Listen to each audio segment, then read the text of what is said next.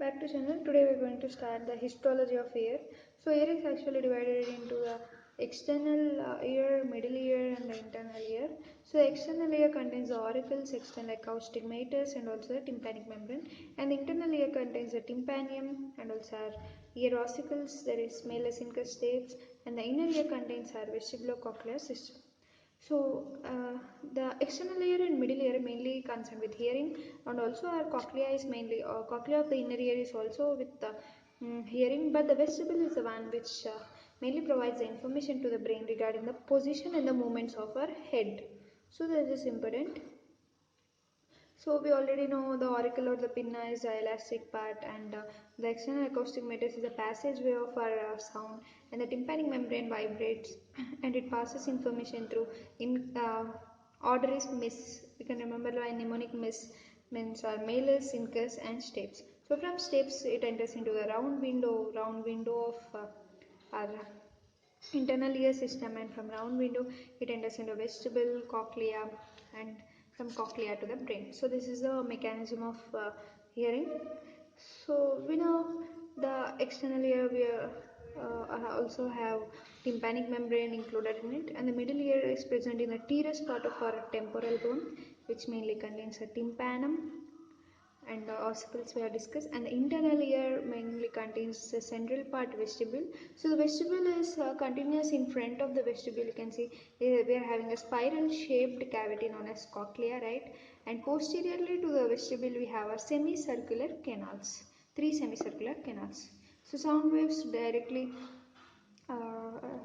towards auricle or pinna, and next the order continues as we discussed. So these vibrations are mainly transmitted by like a chain, because it's like a chain of process continuing to reach up to the brain.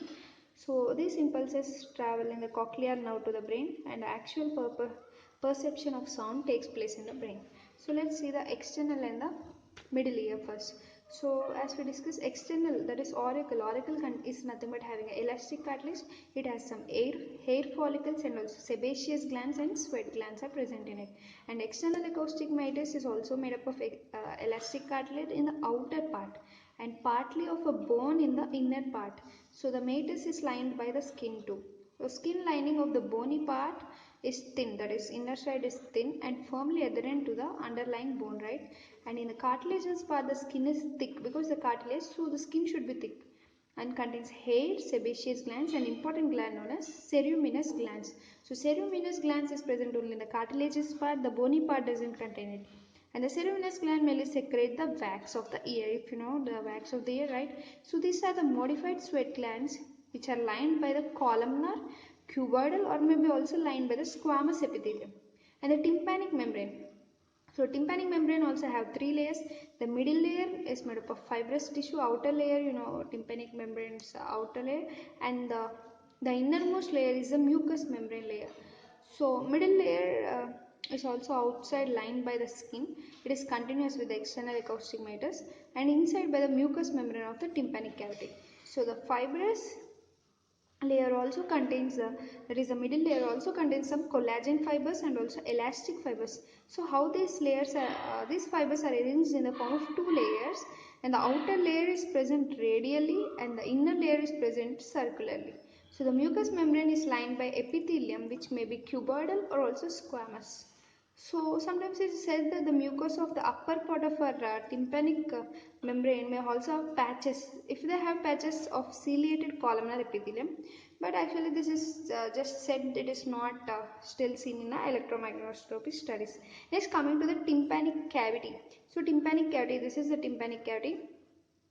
It is having walls made up of bone and it is lined by the mucous membrane, because inner side mucous membrane, and it is mucous membrane also covers the ear ossicles, and the epithelium varies from region to region. Typically it may be the cuboidal or squamous over there, and it is also placed by ciliated columnar sometimes.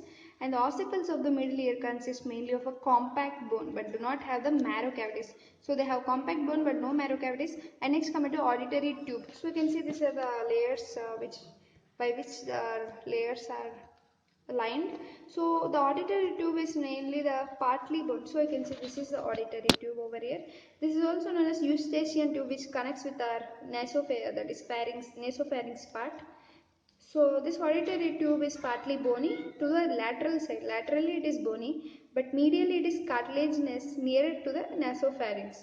And the bone or the cartilage is covered by the mucous membrane, which is lined by our ciliated columnar epithelium, that too near the pharyngeal end, and the epithelium becomes pseudostratified columnar later. So this also contains our goblet cells, tubulo-alveolar mucous glands are also present, and a substantial collection of lymphoid tissue is present mainly at our pharyngeal end and forms a tubal tonsil.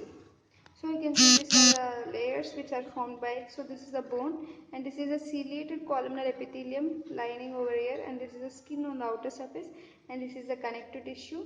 This is a cuboidal epithelium on the inner surface. So this is of the structure of the tympanic membrane. So tympanic membrane is lined by this many cells histologically, that is ciliated columnar epithelium, cuboidal epithelium on the inner surface, and also we have connective tissue of course and skin on the outer surface. This is the bony part. So this is about the external and middle layer. Next let us continue with our internal layer. Now let us start our internal layer histology. So internal layer is also known as labyrinth. It is present in our teres part of temporal bone.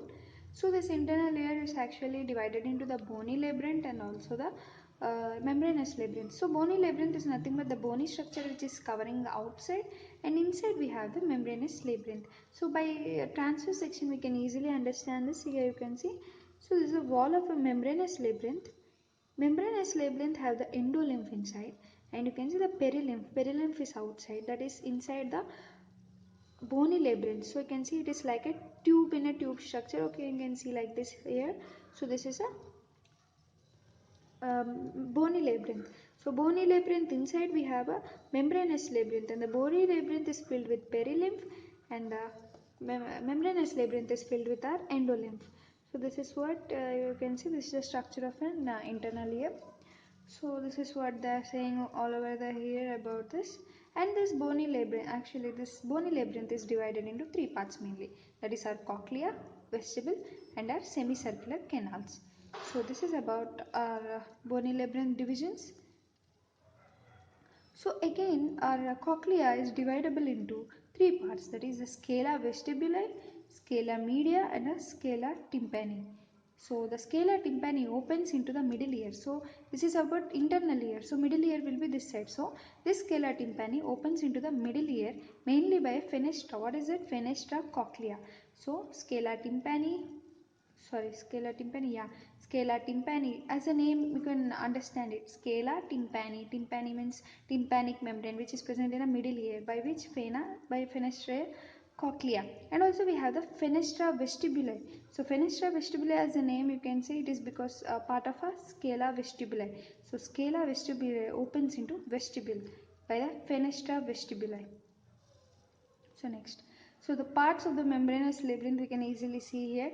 So these are the bony labyrinth. So the bony labyrinth is divided into three parts, that is cochlea, vestibule, and the semicircular canals. So cochlea opens into the middle ear by means of cochlea, that to cochlea's scala tympani. Scala tympani is actually lower layer. So you can see here this is scala tympani, this is the scala vestibula, and this is the scala media. The scala media is also known as cochlear duct 2. So the scala tympani and the scala vestibula, actually they both meet in the apex by a point known as, so the meeting point of scala vestibula and scala tympani towards at the this point, this is known as helicotrema. So right, now we can understand about cochlea. So it is divided in three parts: scala vestibuli, scala media, scala tympani. Scala media is also known as cochlear duct. Cochlear duct is actually a part of membranous labyrinth. So first let us understand bony labyrinth. So I think by this you can understand this. So fenestra cochlea opening into middle ear, and fenestra vestibuli is nothing but of a part of scala vestibuli. So we have done this. Next let us see the parts of the membranous labyrinth. So membranous labyrinth, inside the cochlea you have cochlear duct, inside the vestibule you have utricle and saccule, and inside of this semicircular canal you have a semicircular ducts. So once again let us repeat. Inside the cochlea I have a cochlear duct. The two cochlear duct in which part? In the scala media, right? Next, in vestibule we have the utricle and saccule. And semicircular canals have the semicircular ducts. So this is a membranous labyrinth. So right now you can see here the membranous labyrinth structure. So this outside part is a bony labyrinth, and inside you can see this is a membranous labyrinth. So this is a duct of cochlea, this is a utricle, this is orange is utricle and pink is a saccule present in our vestibule, and these are the semicircular ducts. So what we have already done, that the membranous labyrinth is filled with our endolymph and the bony labyrinth is filled with our perilymph. So these are the fluid-like structures which are present in them. So, and one more thing is the middle layer, that is the inner layer is epithelial. Lining cells are mainly the squamous and cuboidal cells, because this is histology, we need to know this thing. And some of the cells are called dark cells. What are these dark cells? They have an ultra structure indicative of an active ionic transport. So they control the ionic composition of an endolymph. Those are known as dark cells. So next, let us see the bony cochlea. So let us understand about the bony cochlea, that is we are learning about bony labyrinth cochlea.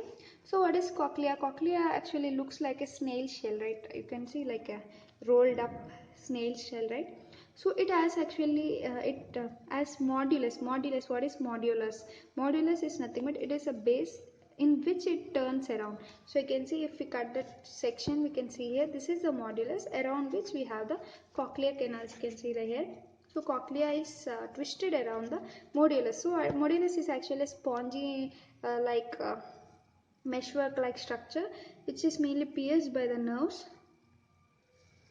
So the spiral nature of cochlea is in mutual relation with the structures within different parts of our cochlea. And a structure that is inferior in the upper part of the canal becomes superior in the lower part, because as it is turning, the structures are becoming up and down because of its turning nature. So we are using the structure known as inner and outer. Inner and outer, mainly these terms are used like medial and lateral as normally used. So the words superior and inferior indicate the relationship which exists in the lowest or the basal turn of our cochlea. So this is what you can see here, cochlea.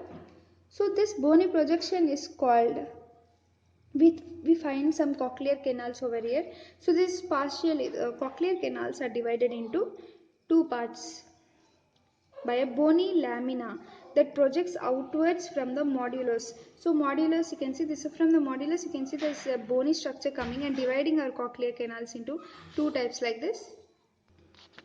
So here exactly you can see this is a spiral lamina. So spiral lamina is nothing but the bony projection coming from the modulus and dividing our cochlear canals. So this is the spinal lamina, and this is passing from the tip of the spine, and this we understood. So you can see spiral lamina only like this, but there is something structure called as basilar membrane which is passing from the tip of the spiral lamina to the opposite wall of the canal. There is the basilar membrane. So basilar membrane is that which is for passing from the spiral lamina up to the tip. So you can see this is the basilar membrane. So this is a spiral lamina and this is a basilar membrane. It is arising from the tip of the spiral lamina and going up to other end. So this is called as basilar membrane. So this structure is nothing but, if we see the structure in detail, that is nothing but this structure. So in zoom we see this structure, that is nothing but scala vestibular, scala media and scala tympani. So media is nothing but cochlear duct which contains organ of Corti, and this membrane, actually only two membranes are formed at the first, that is the basilar membrane one and the spiral ligament, but later this is formed. This is known as vestibular membrane of Bressinus, which further divides the vestibuli from media. So this is the second most membrane formed after this basilar membrane and the spiral ligament.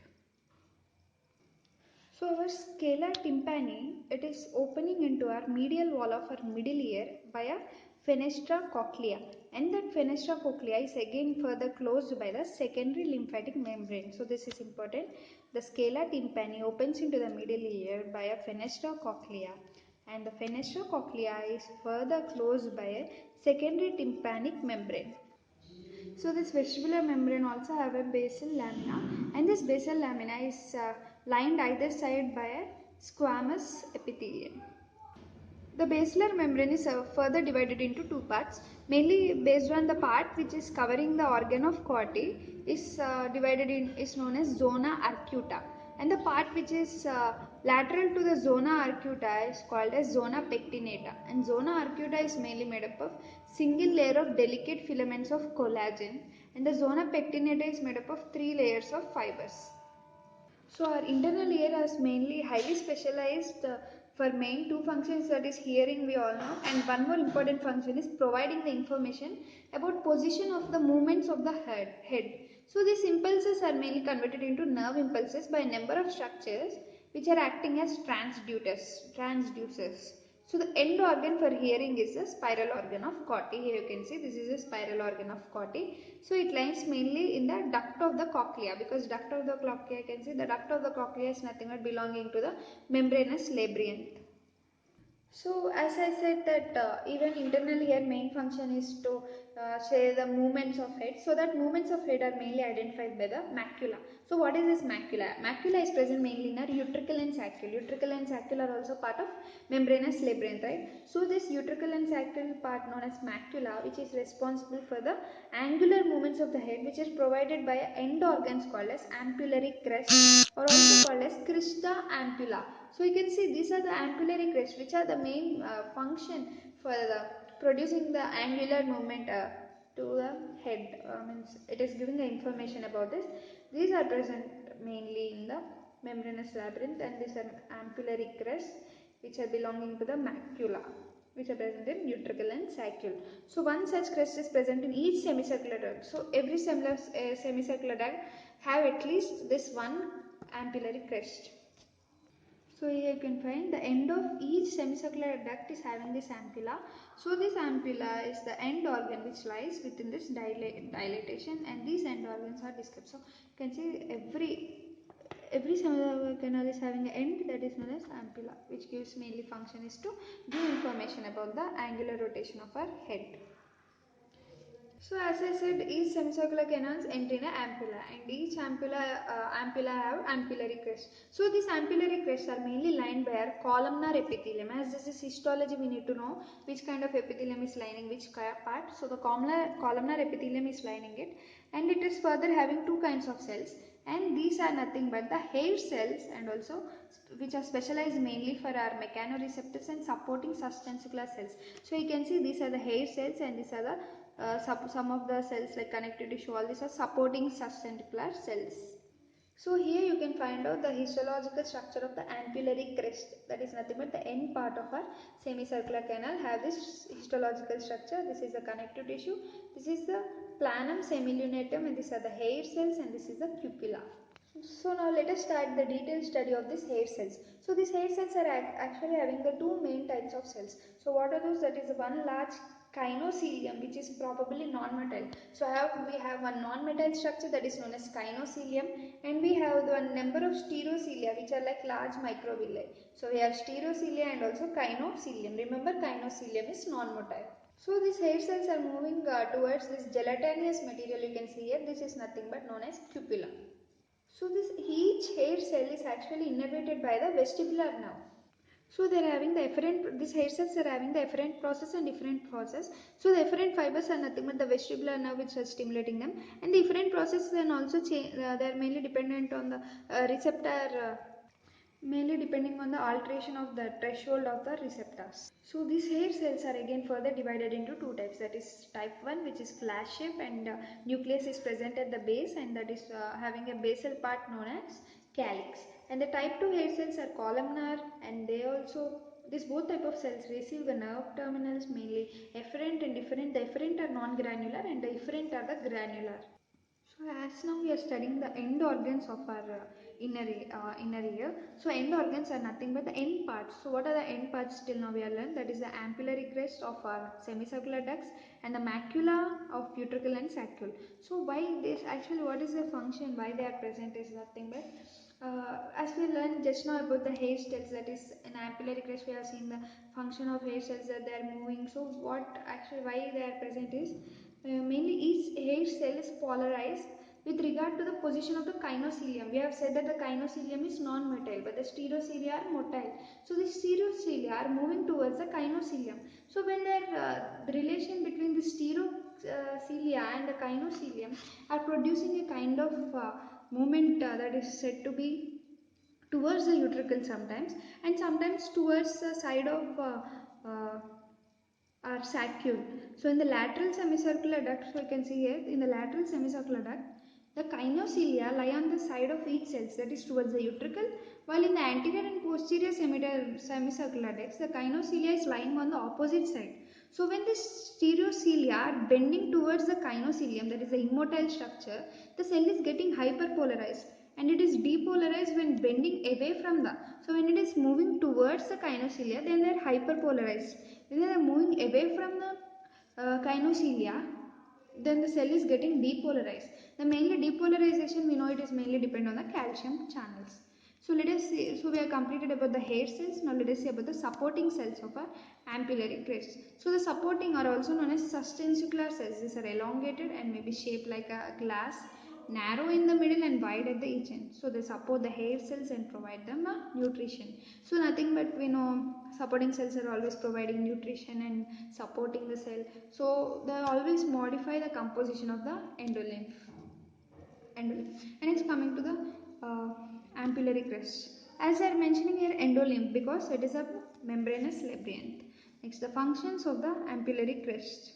So let us know summary of this ampullary crest is nothing but when this ampullary crest is mainly related with our head. When our head is moving towards one side, then in the endolymph the vibrations are formed and these get activated and they give information to our brain. And sometimes when it is moving in the opposite side, then these are inhibited and they stimulate the nerve supply to our brain and we get the information. So our head movements are mainly controlled by our ampullary crest.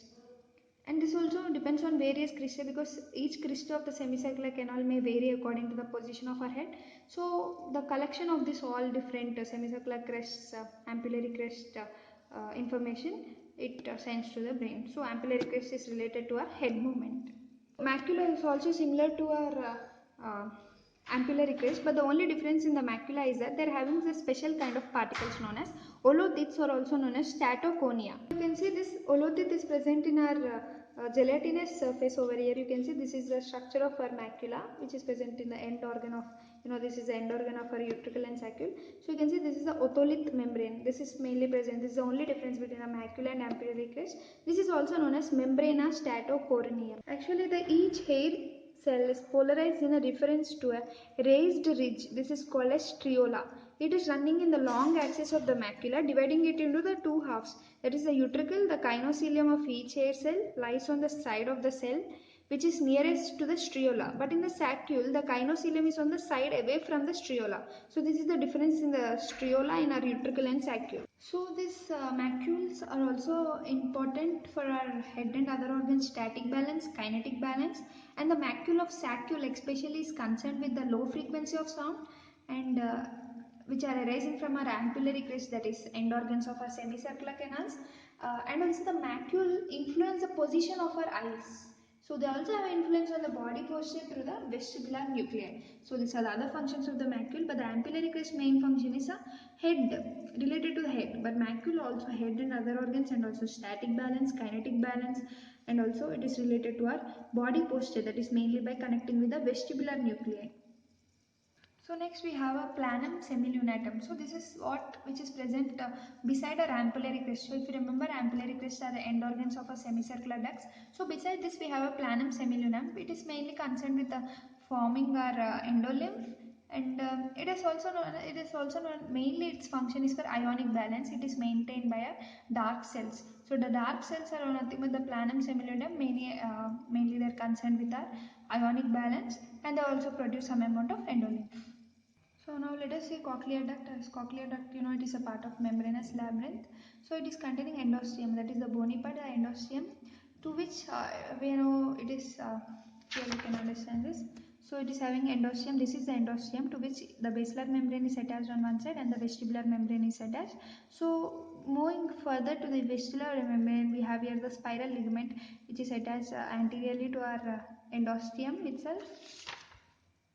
So you can see this is the thickened part of endosteum showing a rounded projection. This is known as spiral prominence, and this spiral prominence is forming a surface like thing, a structure. This is called as outer spiral sulcus.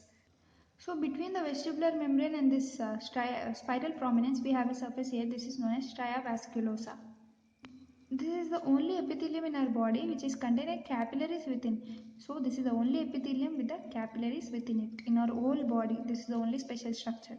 So this stria vascularis is made up of, is made up of three cells, that is marginal cells, intermediate cells and also basal cells.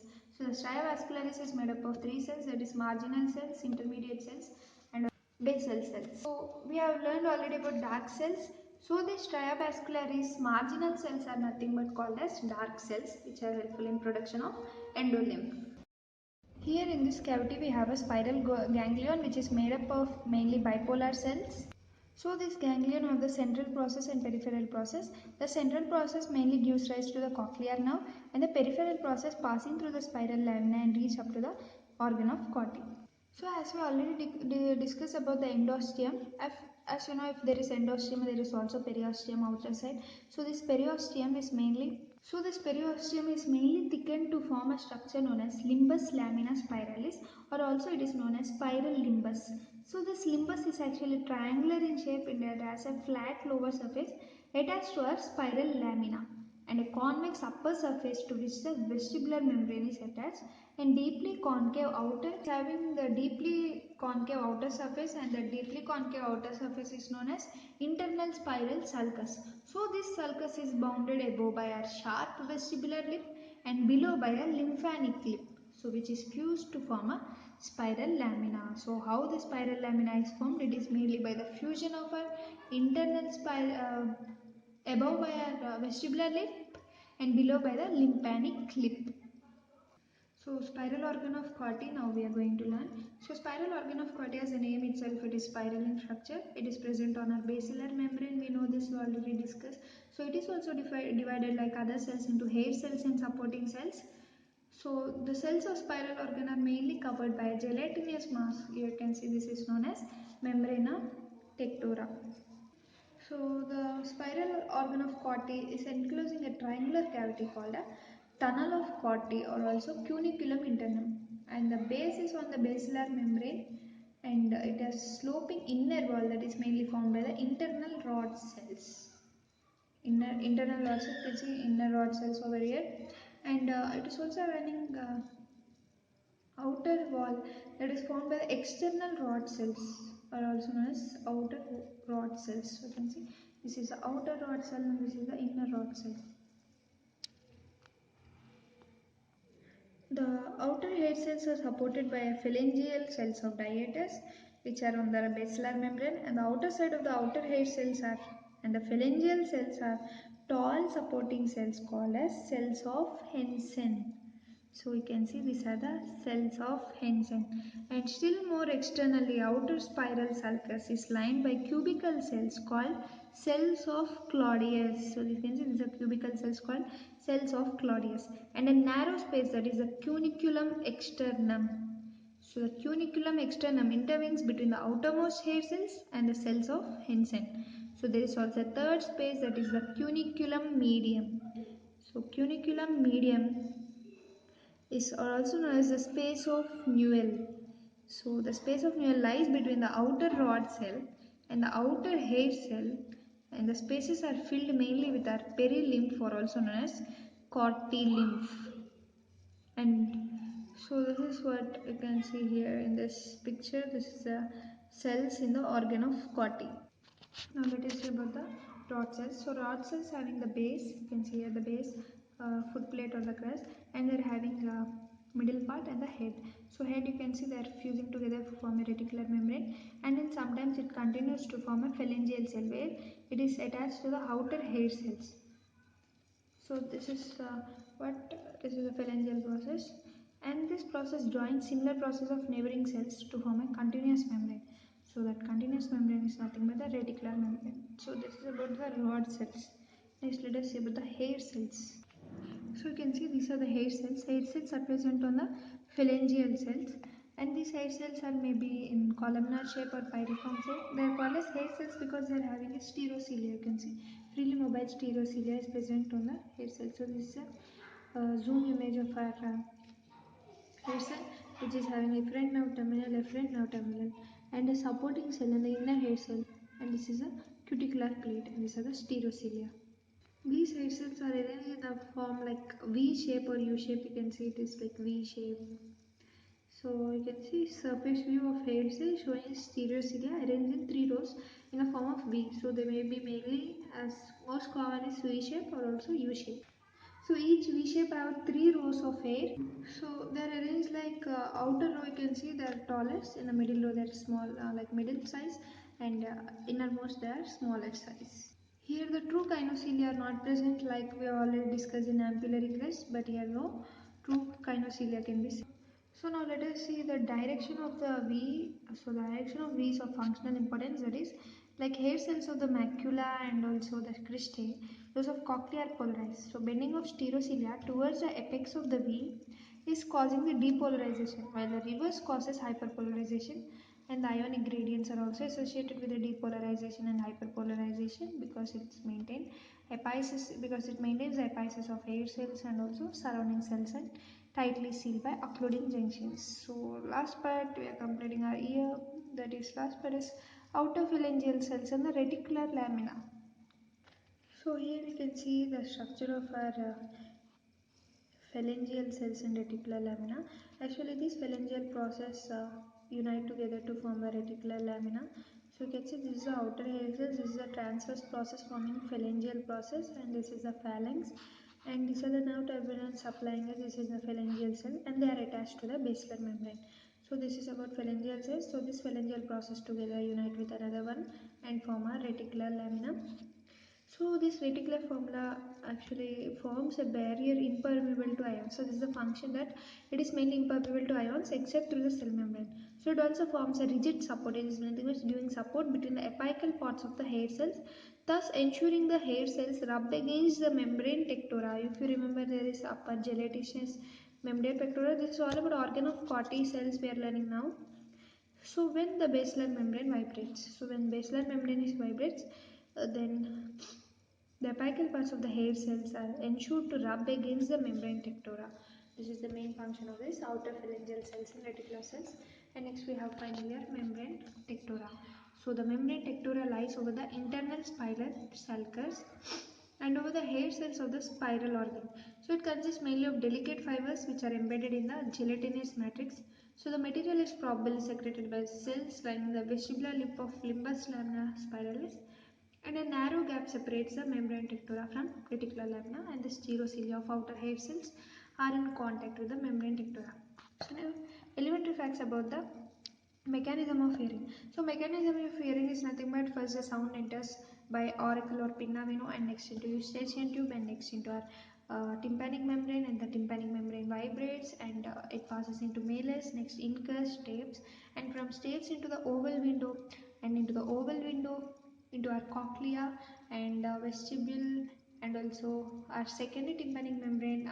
By secondary tympanic membrane, that is round window, it comes into the basilar membrane, and it leads to the membrane what next is scala vestibula and scala tympani together, at the helicotrema they start vibrating, and because of this vibrating the hair cells of our uh, we know the stereocilia, kinocilia, right? Just now the stereocilia are moving towards the kinocilia, means there is hyperpolarization taking place, and because of this hyperpolarization, it reaches finally into our vestibulocochlear nerve, and it gives information to our brain. Hence, the sound is produced, and we know the end organs, that is the macula, ampulla, cresta, which are mainly used for the balance, that is kinetic balance, static balance, and also head movement. Especially ampullary crest is related with the head movement. So head movement, balance, and also hearing, all this process takes place like this. So these are the basic structures of different histology we have discussed over here. So by this we complete our histology of ear.